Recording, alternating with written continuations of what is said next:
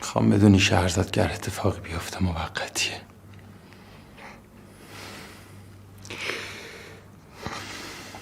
میخوام بدونی که تو مال من.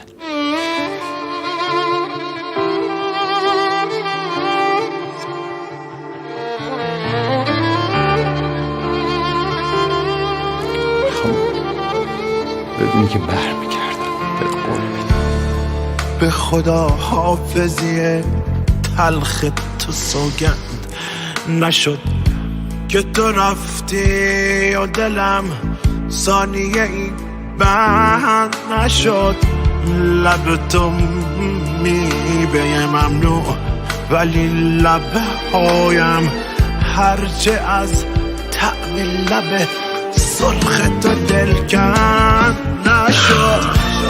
بیقرار تو اما در دل تنگم گله هاست. بیتاب شدن عادت کم حوصله هاست.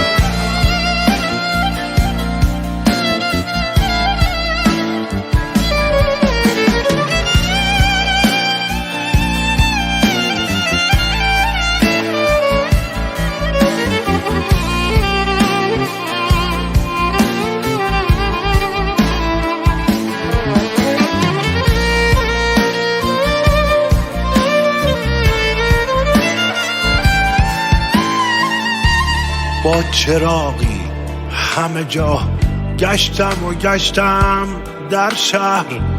هیچ کس اینجا به تو مانند نشد.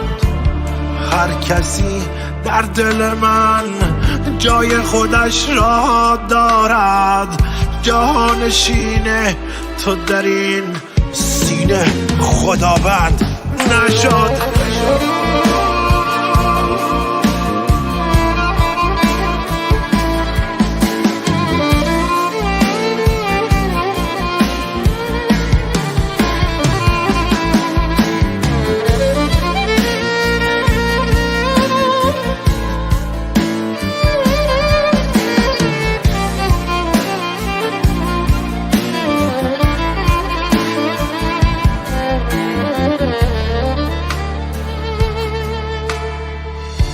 خاطرات تو و دنیای مرا سوزاندند تا فراموش شود یاد تو هر چند نشد.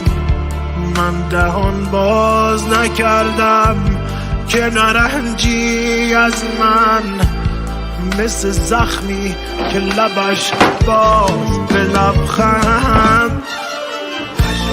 بیقرار تو اما در دل تنگم